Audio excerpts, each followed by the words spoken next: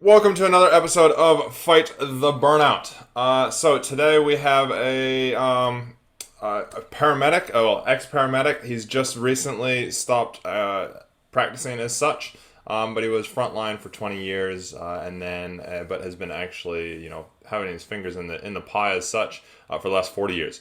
He now also works and does stuff with physical and mental wellness and first aid. It's called Four Pillars Wellness. So we're gonna hear all about it. But Graham has got a very impactful story. So we're gonna hear about that here in a second. When I heard about it, he's also related to a very good friend of mine. So I'm very intrigued. So Graham, why don't you take it away and just tell us a little bit about yourself and your journey to getting to where you are now. Sure, Tanakwa, everyone. Yeah, thanks for the intro. Yeah, I'm related to your good friend. I'm his uncle. Always good friends, but always good to have family members around. Yeah, so look, it's kind of an interesting, not interesting. I was born and raised in Auckland um, in the '60s, and I didn't know at the time, but I never passed a test at school in my life or anything like that. And ultimately left school just before I was 15 to become a panel beater of all things. Yeah. But when I was a young fella, and my auntie used to say that I always wanted to be a policeman, a fireman, or an ambulanceman. And I think that became from my grandfather, who passed away when I was 10. We used to sit in his garden, him and I, and peel carrots and eat them. He used to be a cleaner come uh, morning tea kind of person at the St John headquarters in Rutland Street. Yeah. And he died when I was 10, but I can't remember the conversations, but I think that's where the connection started to come from. And he's exceptionally personable, amazing man, went to the First World War, wounded 3 times, all that kind of Yeah. stuff. So I did my panel beating trade. First one in my family I did an overseas, an OE, and did a camping tour. Came back, got married, and 1981, an opportunity came up to join the ambulance service in Auckland. Hmm. The part about that was that you had to be 25, and I was only 23. So friends and that said, "Look, just keep applying. By the time you're 25, they would have got sick of your employer."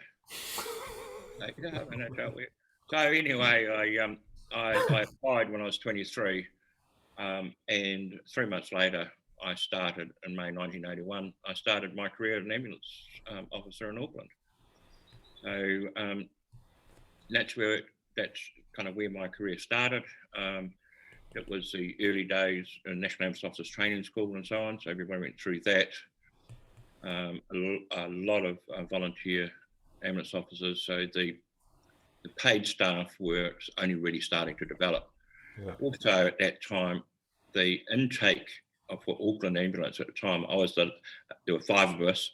We were the last all male intake. There were no female ambulance officers at that stage, 1981. Now I think it's 60-40, 60 female, 40% Auckland. But at that stage, it was a completely male-dominated industry. Yeah.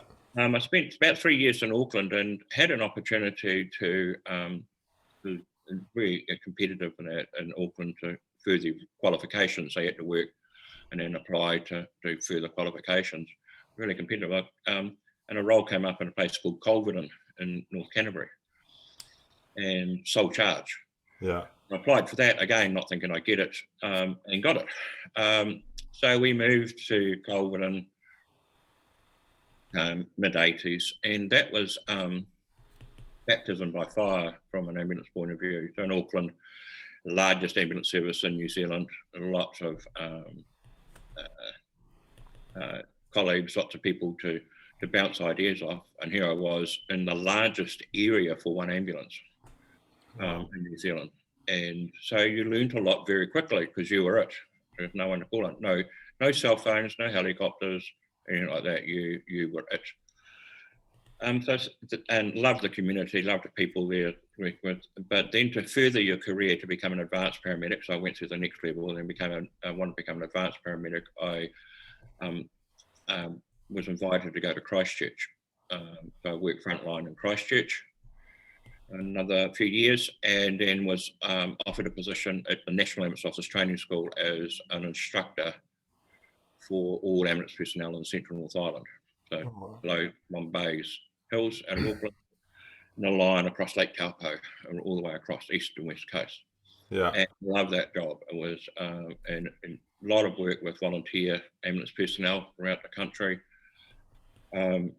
Also did some training with advanced paramedic courses in Auckland, and also did my qualification as a adult and tertiary educator, which was part of the Auckland University of Technology. They changed the training system about 4 years after that, and it became full polytech. So we were made redundant. During that time, I'd got my advance. I was an advanced paramedic. So I ended up in Dunedin, which is the only place I could get a job at that level, because at that time, only so many paramedics per service and so on. Yeah. And that was in Dunedin.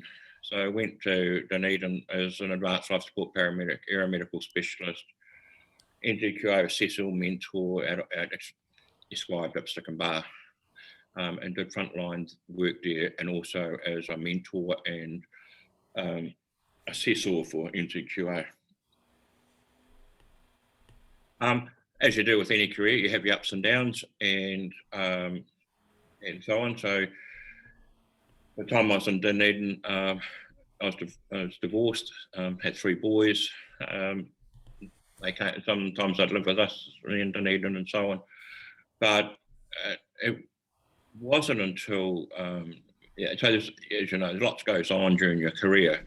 Yeah. A lot of what went on during my career was because it was so competitive to get various roles. One of the things, so if you could all pass the exams, it really just came down to whether or not you were suitable, for want of a better word, or the chief ambulance officer, or even in Wellington Freeze days, they drew straws to go to advanced paramedic level.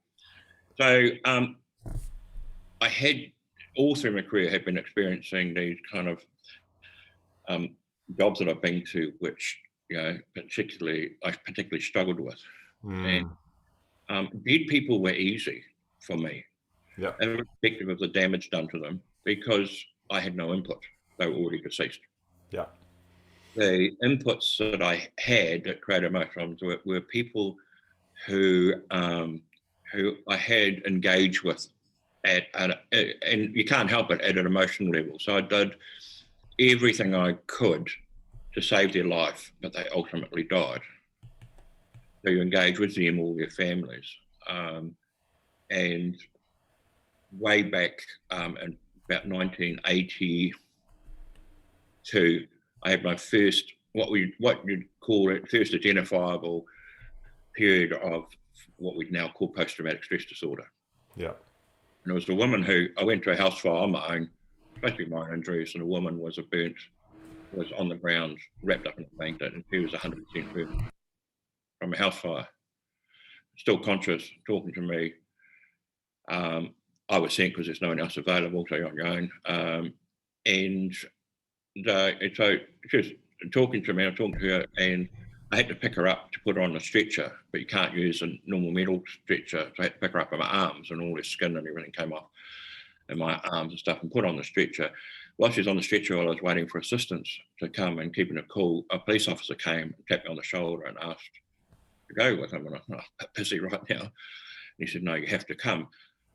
Initially, it was a minor injury call. I went into the hallway of the house that was burned, and there was a body of a teenage boy, her brother, who was deceased. And they then went through there, because our job was to confirm life extinct. Yeah. And then I went through to another room, which was obviously a bedroom, and there was the remnants of a cot and a baby.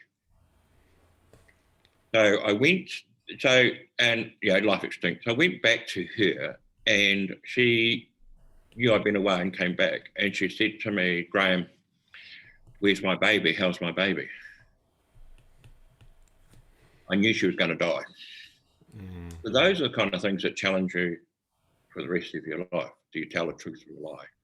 Those kind of things. So that was my first real experience. And from that, for example,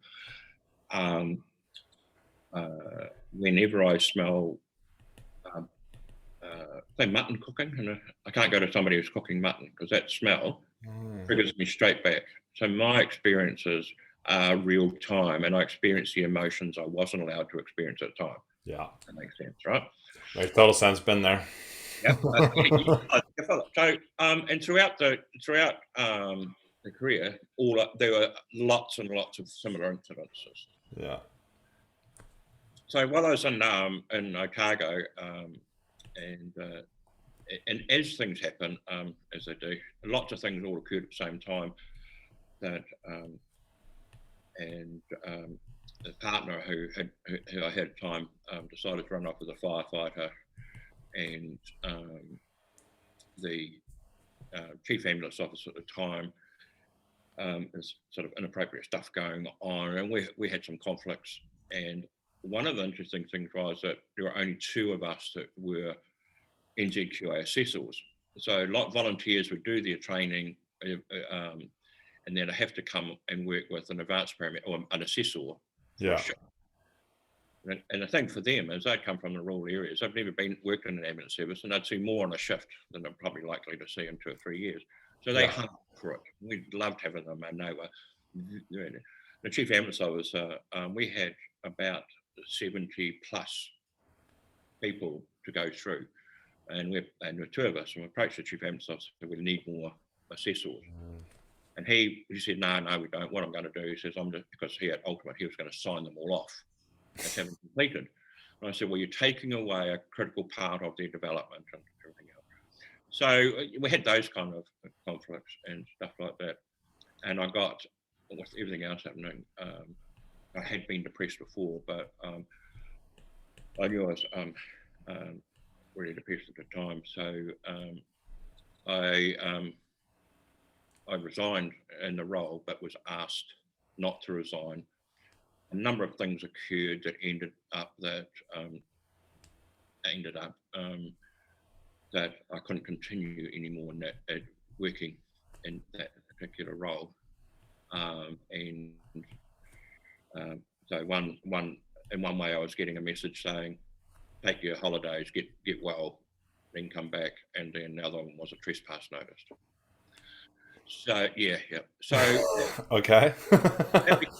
So I can't go into the details, but that became a long drawn-out battle between myself and the Order of St. John, which we finally agreed at. But what eventuated or involved out of that was, and I developed some other interests and things, just obviously. And one day I got a letter from the lawyer that was acting for me, asking me for more money. And that was a trigger for my death. And in the same way that when you're trying to resuscitate somebody and you're not successful, and a family or somebody would say, "Are you sure there's nothing more you can do?" Right? Are you sure there's nothing more to do? For me and many, many others, I had given them everything I had. I had nothing else. Yeah. But the other side of that, and just as I read later, but I didn't realise at the time that I was dyslexic. Yeah. You ever wondered why they spell dyslexic in a way that dyslexics can't spell it? I always wondered that. It's Why if you've got a lisp, they spell lisp with an S? Yeah, why don't they give you something easy to do? But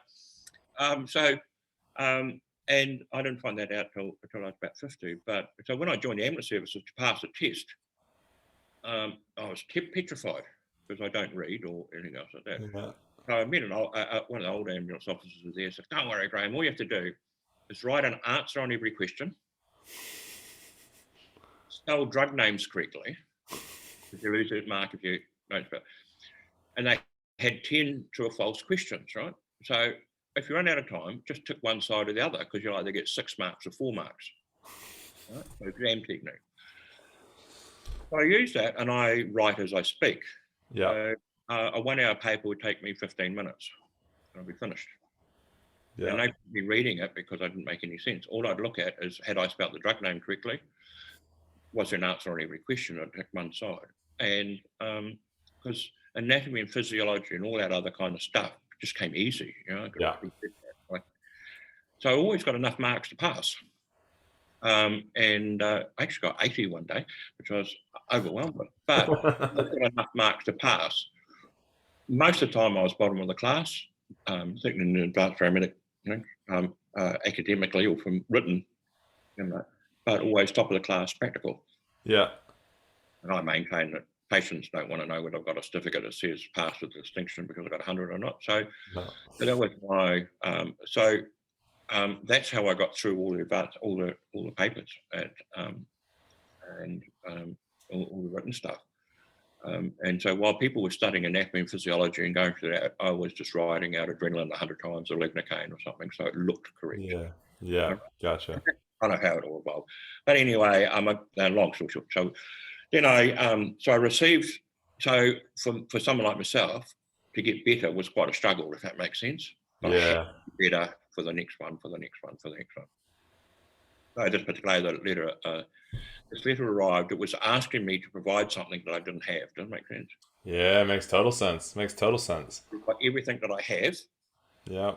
for this case. So you've got all the money that I have in the same way that you've had all the skills or things I can possibly put together as in my role. And it was a trigger. And I spent the next 24 hours planning my death. Wow. And simply because all the distress, everything else, that I believed that I was creating all these problems for those people that were around me. All the distress and all those kind of things, and having to spend money on all of those kind of factors. So it was very clear in my mind when I made the decision. The best I felt great is that by me not being there, by taking my own life, I would be able to help all these other people. That makes sense. So Yeah. I can talk about that. So I spent the next 24 hours planning my death as a paramedic. I knew how to do it, not survive. So it was.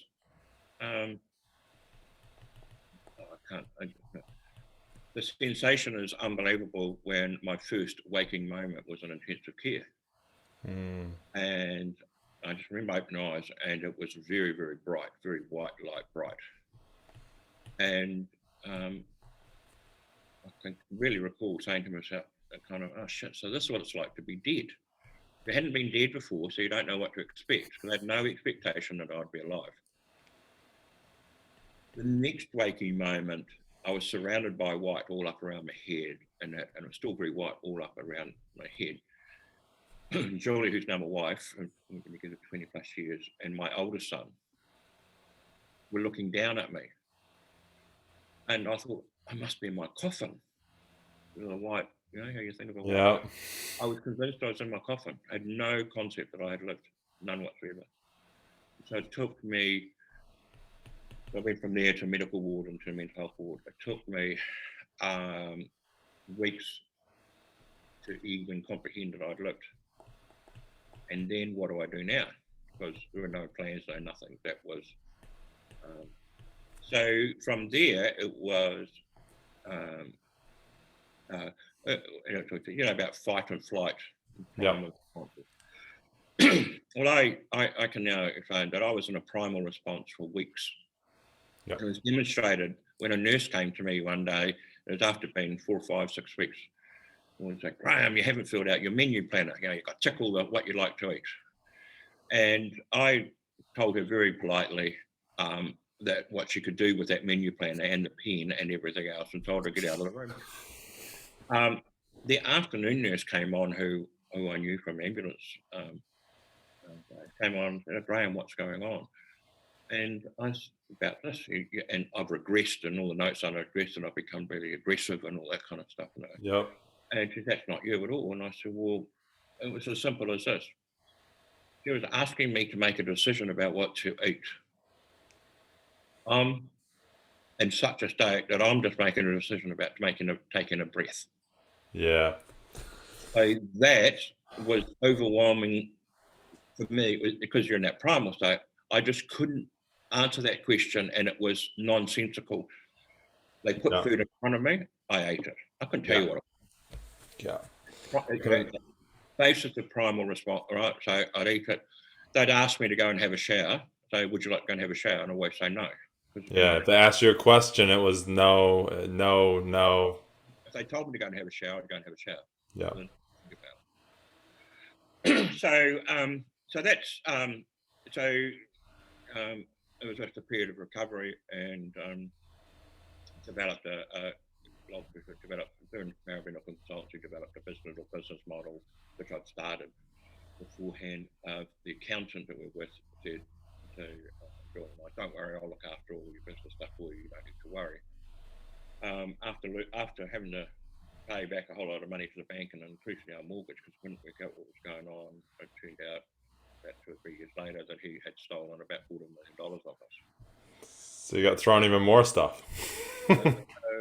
Basically, and even to the point of making donations to say the Suicide Prevention Trust of New Zealand, that didn't exist. So narcissistic to the degree. So we found that out quite late, and then the battle went about trying to get money back and and he went to jail, and we saw that all to be fair. But we just keep going, and then there was a role I saw in a role in a Target Date Times, a consumer advisor for mental health. Must have the lived experience of mental illness, preferably with some adult education background. And I go, that's me, because I'd been working as a car salesman, the only job I could get, used car salesman, most trusted profession, down to the least trusted. Yeah. But that teaches a different thing. You just do what you have to do. Yeah. So I applied for this job and had no idea what it was. I applied for it, and long story short, I got offered the job. Then I tried to think, what does a consumer advisor look like? And my imagery, and I've spoken to at various forums and put a picture up, is that I would turn up to work wearing a safari suit with a whole lot of dreadlocks. That's my image of what that role was, and what it is. It's a role where you're taking your lived experience and your other knowledges and working with the team, with the managers of mental health, and providing a perspective from the lived experience. Oh, interesting. So the lived experience came from work that I developed as opposed to consumer impact. And then so I started that role, and about after 6 months, they had a national organisation that I got. You had to go to national advisors, called NAMSA, National Association of Consumer Advisors. I went to this meeting and heard all sorts of stories about how they got each other's throats. Anyway, I went to this meeting, morning tea, had lunch, and after 2 days, afternoon break, I was a bit later back. Can't remember why, and they voted me chairperson of the organisation in my absence. And it's like everything else. It's okay. You can either, it's like when I was learning to ice skate or ski, you either hold on to the wall or you just push yourself off and go for it, right? And it's the same with dyslexia. I was secretary of the Institute of Ambulance Officers, for example. And so I put myself in positions to try and know what it really was. So so they made me chairperson, and then so over that 6-year period, within the first year, I was working with the Mental Health Commission, also worked other organisations, and then I was asked to go and do a similar role with the Australasian College of Psychiatrists, Australia and New Zealand, which got me to Melbourne this week, and then do presentations and go to conferences and that kind of stuff.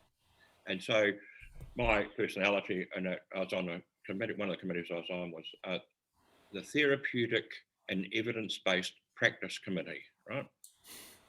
So I said, well, and I kind of understood what it was. And so we changed its name from my perspective, let's call it the What Works Committee, right? Because that's what it's really about, right? Yeah. But in that role, you get a lot of documents and ask you for opinions of, and that's when I learned of my dyslexia. Yeah. I just thought I was stupid, or just but so they could give me very big documents, and very, very quickly I could find out what it was that I needed to relate to. Yeah. So, and that's kind of apparently what I can do is you give me a big document, say, oh, look, this is what we want to know, and I go, and I can find it and articulate it. Yeah. And interestingly enough, the Auckland University of Technology earlier on asked me to teach it. And I said, well, if I knew what you're talking about, I would, but I had no idea that that's what it was. So I still don't read and I can't spell. And I do, and I try and, and I write as I speak. Yeah. Makes sense. So Makes total sense. I've got a bit of dyslexia as well, so it's the same thing. I actually prefer audiobooks. When I write as if I'm speaking. It's just, and it works. You just do what works for you. Graham, I want to grab on a few things before we jump into kind of really in depth on how you kind of help people in that now. So you woke up, you went through all, getting better in that. I know because I'm an ex-police officer, so the amount of times that I've been to people that have tried to commit suicide or have, seriously attempted to high levels multiple times. What stopped you from going down that road again? That's an almost impossible question for me to, because when you asked me and you wrote to me about that question, what stops me? All I can go back to and say, and this is what we do in the psychological first aid program. I describe suicide as an overwhelming sense of hopelessness. Yeah. Right? So for me to manage, I still become hopeless, but I avoid the overwhelmingness. That makes sense? Makes total sense. So, and that's where we talk, and we thought, not talking about suicide has not worked. We know that for a fact, right? So, I would talk or challenge or find other things. In the same way that parents might tell their kids, their teenagers, suicide's not a choice, right? As opposed to saying suicide is a choice, but before you choose that, here are other choices. Yeah. The moment you cut off the conversation, there are no other choices can be involved. Does it make sense? It makes total sense. So youth who says, don't even think about suicide, it's not an option, it's not a choice. Well, in actual fact, it is a choice because we can all choose that. Yeah. So we come from that whole premise of saying, accept it as being a choice, or mental distress is a choice. Yeah. It's where you're at, right? Yeah. Talk about it and then evolve something to add other choices. Yeah. Right? It doesn't stop you from being feeling hopeless. Yeah. And what it does help prevent is the overwhelmingness of it. Yeah. I don't think I've become overwhelmed, but from that day that I nightmare every night, probably once or twice a night. Still, I have regular and sometimes thoughts of suicide regularly. Are still very prevalent, still there. They're still an option, but I guess it's not becoming overwhelmed with them. So now I kind of let them wash over. Yeah. So I experience the emotions and stuff like that. And as we talk about on our program, for me, that's a normal response to the situations I've been in. Yeah. A normal response. Hmm.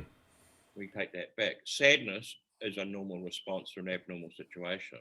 Why the hell we've been driving it as depression is, again, what we're trying to break down, because sadness is a normal process.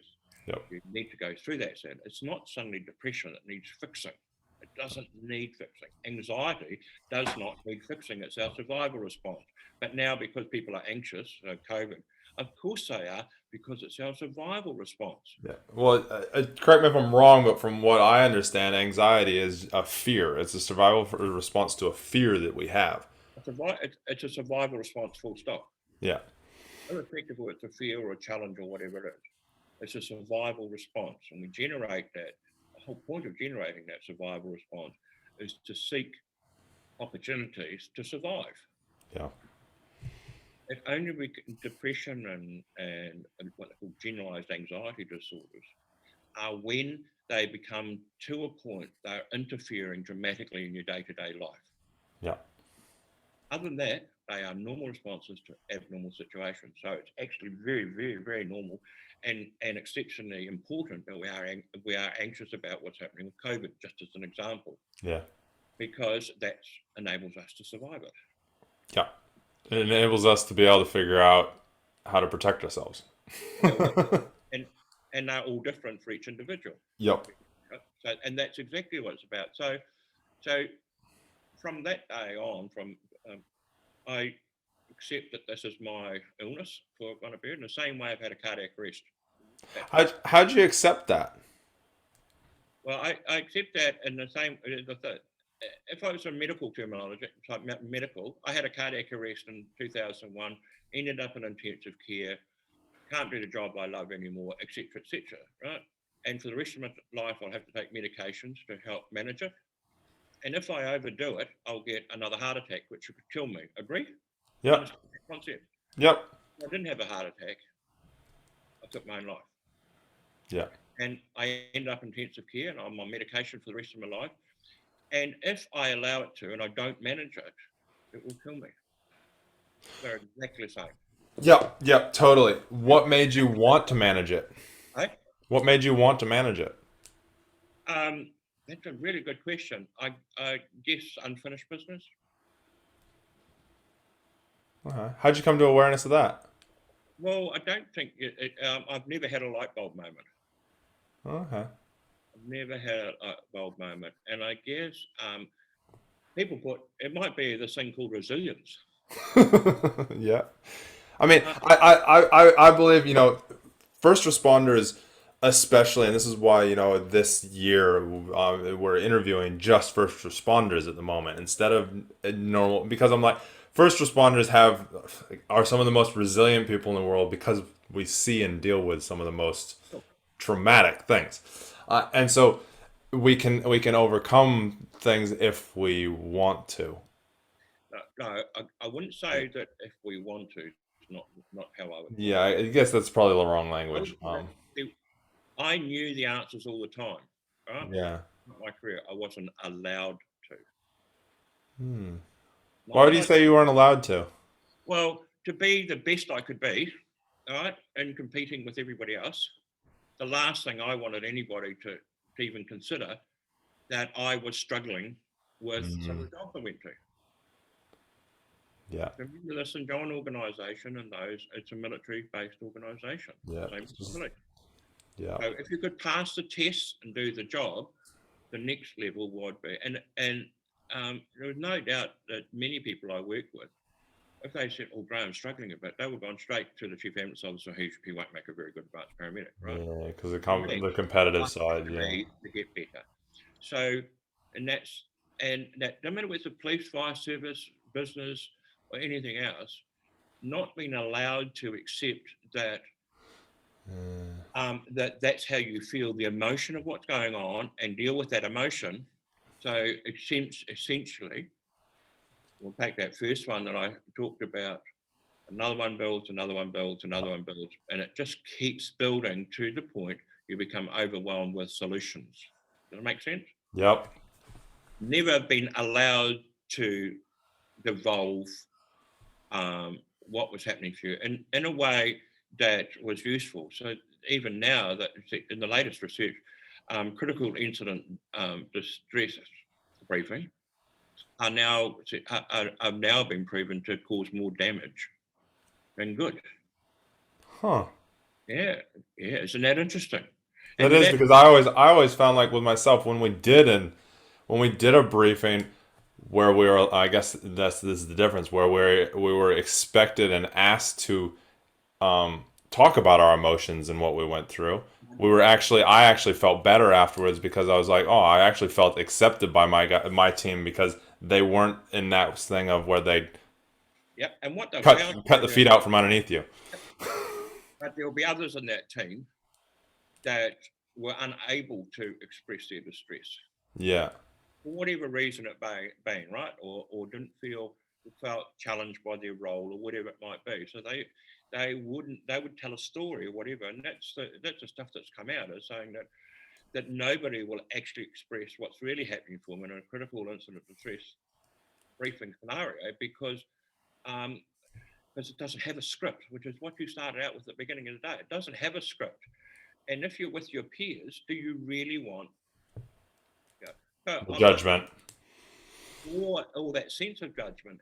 If you're just hypothetically you're female in a male-dominated arena, and a particular job, an critical incident, um, you felt more emotionally drained by that job. Just use that example. Yeah, And I guarantee the males would crucify you.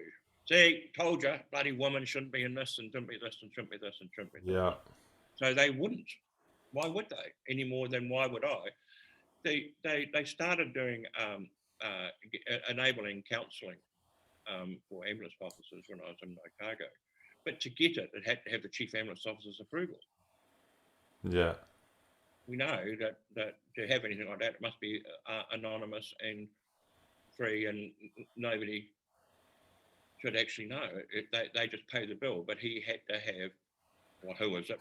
So what's the solution on that? If it's not team involved, getting having that camaraderie side of stuff where you trust each other and where you actually open up, and is it just one-on-one anonymous No, counseling or? it's and that's what we're doing within the workplace, and that with what we're doing is it's actually a cultural shift, for want of a better word. Yeah, It's understanding that if I come to work feeling really crap because of what's happened at home with the kids and all the rest of it, just use that as an example, or I've been to a job that I feel really challenged by, that that's why they used to whare tapa whā, is the whānau, the family, the community. So that's you might be in the yeah, fire police is that you can just go, bleh, yeah, knowing that everybody else there is accepting that is a normal response.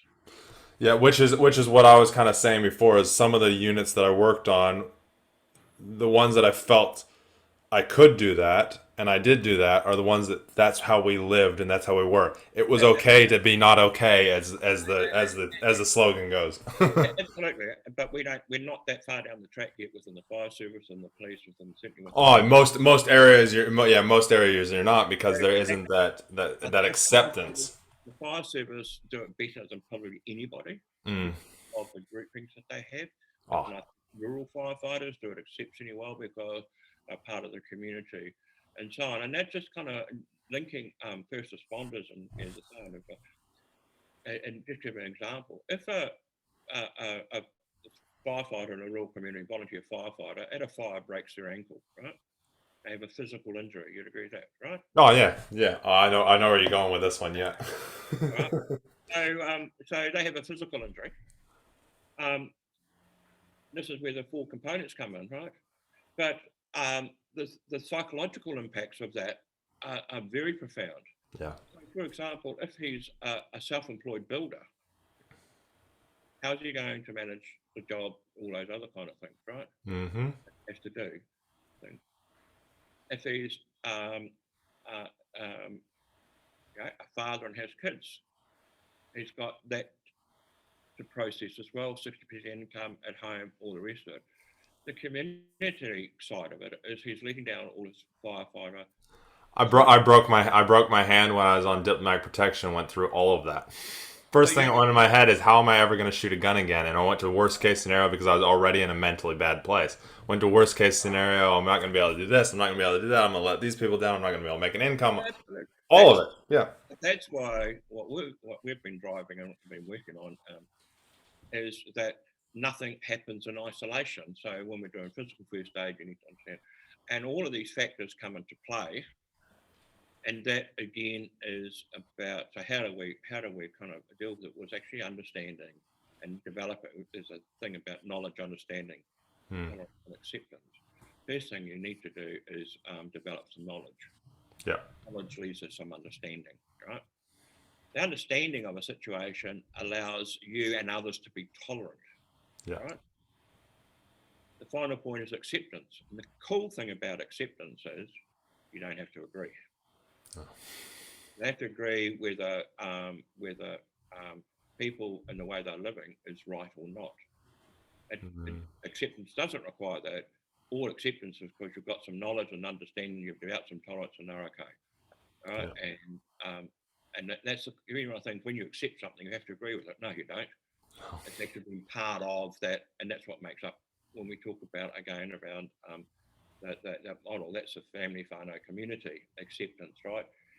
The inner self, which is the first part, or spiritual, whatever you like, or sense of self. That's the enabling bit that says, actually, I can accept them for what they're doing and all the rest of it. That's that, and we get on and do, as opposed to trying to change them or whatever it is. And that's the interesting thing. Going back, my passion and my all that kind of stuff gets me into trouble, right?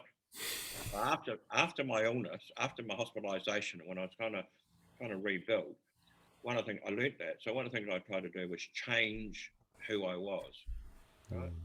And I hated who I thought I was. Absolutely hated, which would mean I'd be dispassionate. All those the opposites, because that's how it seemed to be. So again, you asked me about acceptance. When I accepted that this is who I am, You're just who you are. so it's not a light bulb moment, but it kind of fits what you're asking before. So how do I manage it? Well, the first thing was I tried to change all the behaviours and all of my thinking and that to prevent it from happening, and it made me really unwell and really felt really good. And then in the end, I kind of threw up my arms and said, "Bugger it, I'm just going to be who I'm going to be." And I think I said to you that saying, "What is so is." So Yeah. that's where that comes from. It's this is who I am. That's what is so is. Right? The so what is now. Now I understand that. Now I can find ways to manage it, as opposed to banging my head against a brick wall, immovable. Right? Trying to be something you're not, and I think that kind of correlates all into the whole thing of, the culture shift and the culture change of, first responders is, and I know, like, as a young officer, I can relate to police because I've been one. As a young police officer, you come in there and you're like, I have to be this way. Absolutely, you do. And and so you're trying to change yourself instead of just bringing you to the table into what you do. And this is what I coach a lot of people on, is the why or the purpose. Know that, so you're strong in yourself, because then what you do just feeds that. Yeah, but it becomes a problem for Yeah. people like yourself that have this passion. When you can see something that is, so for example, when I was the reason I stopped being a consumer advisor was I used to do inquiries into deaths of patients who died while in our care, hospital care, even outpatient. And this woman took her own life. While I was reading reports of it, I noticed that she'd been issued this drug called ketamine, which you're probably familiar with. Yep. And it's not a mental health drug. So I started to raise the question, where does this ketamine come from as part of her treatment? And long story short, this is public knowledge, it's Professor Paul Glue, who was head of the medical thing, had been trialling ketamine, I should say novel use, of ketamine on patients with depression, outpatients with depression. That wasn't the issue. It wasn't ketamine. The fact was they didn't have informed consent. Yeah. They didn't know what it was. They didn't know. They didn't get a choice, and they didn't even know why, what, and where, and how. So that's where you get challenged. Do I do my job and lose my job, taking on a professor, or do I not do my job, which I'm talking about from a passionate point of view, about patient treatment and care and all the rest of it? Do I not do it and keep my job? So that becomes a real conflict, right? So Yeah, you're seeing it a lot in the last couple of years as well. so I took them on. and and a community organisation kind of behind it. So I had the inside knowledge, and it went on for a year, and I was vilified and all that kind of stuff.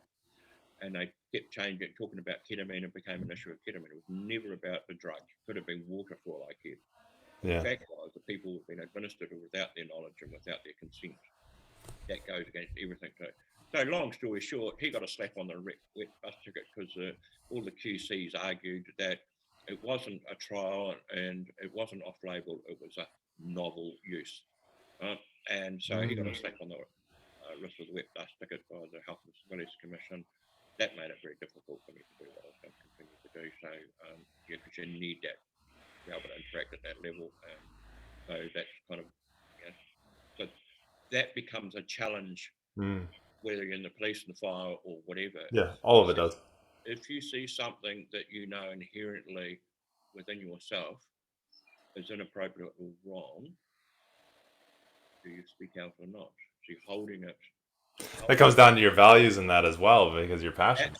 Absolutely, it does. And so if you challenge your own values, we were just talking about, do you change your values to fit the mold, or do you find something else to do? You know what I mean. No? So, I mean, I know totally what you mean, because that's where I ended up a little bit in the end. Was I was like, why are we doing this? Is just wrong. Like, these people are not, my colleagues. I was like, these guys are not living what they said, that why they said they do what they do. And and then I'd see cops that were 30 plus years in or had retired after 30 years, and I was like, I don't want to be that way. And I plugged the wireless on. Hang on. yeah. Sorry. Yeah, it's one of those things. So how do you with what you guys do, how do you help people through that? It seems essentially helping people, just like the conversation we're having, is we normalize is not the right word. Is we build that with it, because it's done as a kind of in the psychological first aid as an interactive process. The first thing you'll get people to do is they write one or two questions I've always wanted to know on a piece of paper. Nobody knows I've asked a question, right? So we can answer those. Break down, it's myth breaking. Yeah. Then helping people to understand that that most of what occurs, so it's earliest intervention, is normal. So if you understand what is normal in your own life, then you can understand then what abnormal may look like. Does that make sense? Yeah. But we have a society now that if you get sad, and people think they send you to the GP because you suddenly have depression, right? And so it rolls on, and they research depression on Google, and they might say the same with anxiety and so many others. So part of what we do is, and that it's not part of that, is break down those myths and help people understand in themselves knowledge and understanding, right? Yeah. That these are the factors of who we are as human beings and why we do that. But it's not something that needs fixing. The organisation I've been working with, Gallagher Bassett International, after the first lockdown, and the chief executive written a thing about it, they about 30, 40, 50 people in the office came back into the office in central Auckland. They'd all been working from home for weeks. He rang me and we had a conversation after the first week. And he said, "Oh, Graham, you'll never be the bitching, the carrying on, the backstabbing. Everybody kind of seems to be fighting each other, and it's a horrible. They've come back and they're awful. What should we do?" My reply was nothing. Do nothing. And these people have been away working from home with no challenges as such, right, from the workplace. They've now come back to the office, and they might have had a few people at home. They might have kids, or might have had the husband, a partner, wife, whatever it might have been at home. Right? Now they're back in an environment with 30, 40 other people. First thing they have to find is their place in that group. If they had a place of leadership that they felt, it wouldn't necessarily be self-evident. So they have to re-establish So all these people, just all they were doing was a normal response to the situation. They were re-establishing themselves in that environment. Mm. And once they had re-established it, the following Friday, we had a conversation. It was all back to as it was before lockdown. Mm. A normal response to a situation that had occurred. Yeah. It didn't need fixing. What it needed was for people To to go understand. through the process of finding their place again, and that's all. And that happened as opposed to rushing in with a whole lot of. And I'm not saying anything against counsellors and all that, but having a whole lot of counsellors who are coming in and that to try and fix something didn't actually need fixing. It can end up actually doing a detriment because it can plant more seeds into this is, telling you that this is the way that you are because of this, instead of just letting you kind of figure out your own way in a way. That's called resilience. So I Yeah. know Christchurch earthquake, second earthquake, a lot of councillors came in. There was a lot of money, and they did some really good work. They came in here, with the college psychiatrists, with them, and we had a discussion about when psychiatrists were needed. We predicted in the 3 to 5 years after the earthquake. Yeah. Exactly what happened is because what happened, no, through nobody's fault, it was just the way it worked, is that some councillors came in and fixed problems for people. When they left, when the money ran out, for example, the people hadn't actually developed any resilience at all, because it was a resilience was in this other person. Does it make sense? Mm. Yeah. They, The reliance. Yeah. so they then became more unwell as Interesting. time went on, as opposed to the Kaikoura earthquake, right, where a whole lot of big rush of councillors didn't go in. And I've been to Kaikoura a few times, and I'm amazed at how well the community has formulated their own community again. Why? Yeah. Because they needed to, and it's what we do as humans, is we adapt and change and cooperate and do all the things we need to do together to create our community again. That's what happened in Kaikoura. But it was interesting, and again, it's not against councillors or anything else like that, but is a reality for a number of people that when you take resilience away from them, so you're the fixer, I'm the fixer, Yeah. when we take that away, what have we got left? Yeah. Right? And yeah, so part of that is that we have to experience these things to develop our solutions, and we go right back to choices. To not go here, we need to develop other stuff. We can't do that if it's taken away by somebody Yeah. else. You're following the logic now? Yeah. Oh, yeah. I know. I totally follow it, and I totally believe in all of it. I believe that everybody has a choice in every single matter, and it's just a matter of what they do with that choice. And sometimes you need resources in order to figure out what choice you want to make. Absolutely, absolutely. And we overwhelm the resources by having people going and trying to have normal behaviours fixed.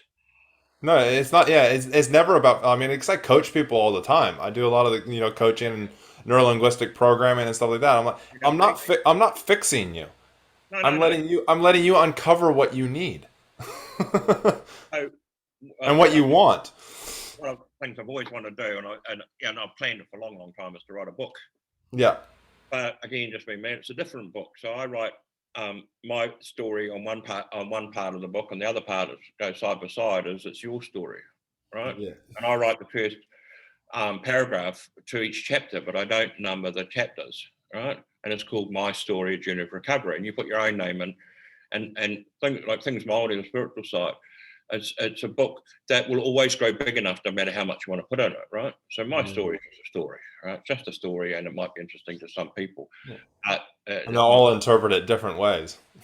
But this is about you develop your own book, because one of the things I really clear on is I knew the answers all the time. I just didn't know I knew the answers. Exactly. And this is what I tell people all the time. I'm like, I'm not giving you the answers. Yeah, I'm letting you uncover your answers within yourself because you have them. yeah, we all have them, and that was the essence of why I want to write the book. If I get around to it, it was to say that I knew the answers from the time I started in the ambulance service and when I was in panel beater and all that. I always knew the answers. I just didn't know I knew the answers. Yeah. And we can always go in retrospect and stuff like that. And I guess and now I can pinpoint all sorts of parts in life, and bits and pieces. See photos of myself when I was really depressed. I got down to 72 kilos and all that kind of stuff. I can map those all out now, but I knew the answers all the time. I just didn't know I knew the answers, Huh. and which is the premise of you start developing your own answers. You start developing your own stories, that help then uncover, as you've done with NLP and all the rest of it, Yeah. help to uncover the answers to the questions you don't actually know are questions yet. Yeah, it's Right. it's it's like when you do in NLP, there's a technique that's called emotional release technique. So you take the emotion that you want to, and I let people say they want to fix it. I'm like, okay, you're not going to fix it, but let's just let you have that language because you're where you're at, and Yeah, have them. exactly. Yeah. Yeah, it's all just language, and the language we use is what we get and what we focus on. But I let them go back, and we take them back to the original experiences of that emotion and then you have them tell you what that emotion means back then to them, and then you come up with all these negative things, like all these, and they're constantly. And I go, well, what are all the positives? And as soon as you start to unlock the positives and you put some meaning behind the positive, all of a sudden that emotion means something completely different. Anger can actually create and become something that you need, that you want, because it It's a helps you. response. Yeah, it's a response, you just you shift the meat, and again, then you have choices. You can choose when you start to get angry. You can choose of this is destructive or this is actually empowering because it's something that I need to focus on. Why am I getting angry? Anger. Okay, yeah, it's angry because I'm passionate about it, Yeah. but that's because I want to make a difference, not because it's destructive and I'm gonna get angry, so I'm gonna smash things and it becomes a destructive anger. Yeah, if you know what I mean. Yeah. Well, that's where, again, that's where what is, so what? Yeah, exactly. I get angry because of this, that, and the other thing, right? And that's what I get angry about. That's what is so, right? Mm. As you said, the choice is now the so what? Do I continue down that anger and go nowhere track? Or do I find a pathway around it, kind of stuff, whatever it might be? In other words, do I continue to run into the brick wall, or do I take a breath and go, so what? There's a brick wall in the way.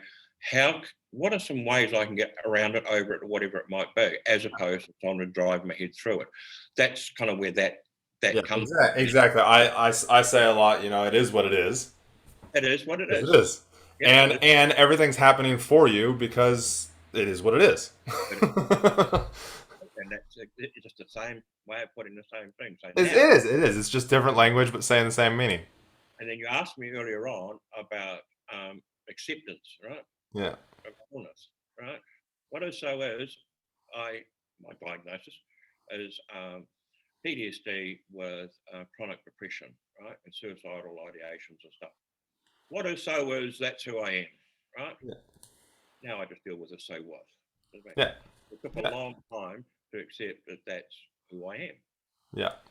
And that's that acceptance part. So I don't like a lot of times what I see in myself, for example, but that is who I am, and I've learned to accept it. How have I learned that? Because I've gained some knowledge, some understanding, more tolerant now, and but doesn't mean to say I have to like it.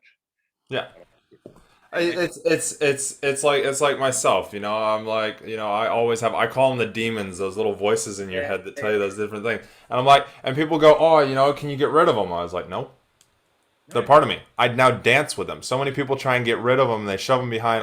They shove them behind the door, and they try to mute them, and then they come back with a vengeance, and they bust the door down, and then you start to get into an even worse place. I was like, no, for a long time I just listened to them, and that was my process. I just slowly listened to them, acknowledged them, made a choice of what I wanted to do with them, where I wanted to go, what I wanted from them. And then from there, then it was okay. Now I opened the door and kind of had conversations with them, and again got more clarity on what it was that I wanted. And now I dance with them, and I use the momentum of them to actually empower me and drive me to more passion and to be able to help more people and to make more of a difference. Because now I have the momentum of them where they're empowering me, going, Chris, you're never going to amount to anything.